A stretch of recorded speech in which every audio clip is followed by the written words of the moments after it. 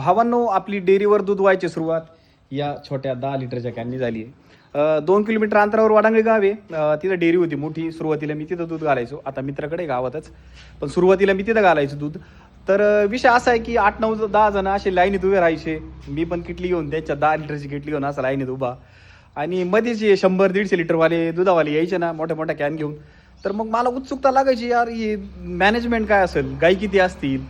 तर मग या उत्सुकतेपोटी बाई मी काय करायचो, त्यांच्याशी मैत्री करायचो, कॉन्टॅक्ट घ्यायचो आणि दुपारच्या रिकाम्या वेळेत मी त्यांच्या गोठ्यावर असं सहज फिरत जायचो. गोठ्यावर गेल्यावर त्यांच्याकडून माहिती घ्यायचो, चाऱ्याचं नियोजन कसं आहे, शेतात चारा किती करेल, गाय कशी आहे, कोणती गाय किती लिटर दूध देते. टॉपवाली गाय आहे ना त्यांच्या गोठ्यातली, मग तिचं बॉडी स्ट्रक्चर बघायचो. बॉडी स्ट्रक्चर कसं आहे, सडाची ठेवण कशी आहे, गाईचा कपडा कसा आहे, गाईला चमक कशी आहे.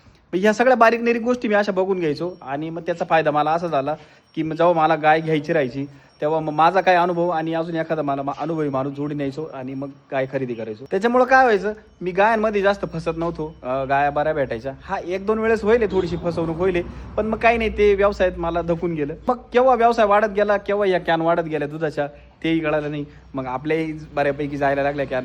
टॉप 208 लिटर मी दूध घातलंय माझ्या गोठ्यातलं.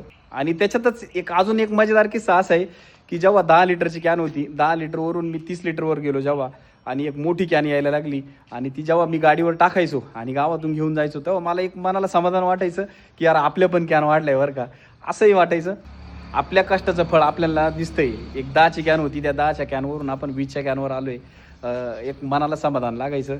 आणि अशा कॅन जेव्हा भरून जायच्या, या गाडीच्या ब्रॅकेटवर ठेवून जायच्या, सुरुवातीला एकदम बरं वाटायचं. कारण आपल्या कष्टाला फळ मिळतंय, आपला व्यवसाय मोठा बनतोय आणि 4 लोक आपल्याला बरं म्हणताय गावातले, कष्ट करू ये, चांगलं केलं, मस्त केलं, व्यवसाय चांगला आहे त्याचा, असं 4 लोक आपल्या बाबतीत म्हणतात ना गावात.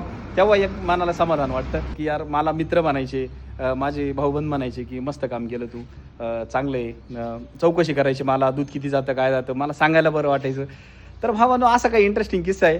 अशाच माझ्या काही आठवणी किंवा काही माझा अनुभव मी तुम्हाला शेअर करतच राहतो.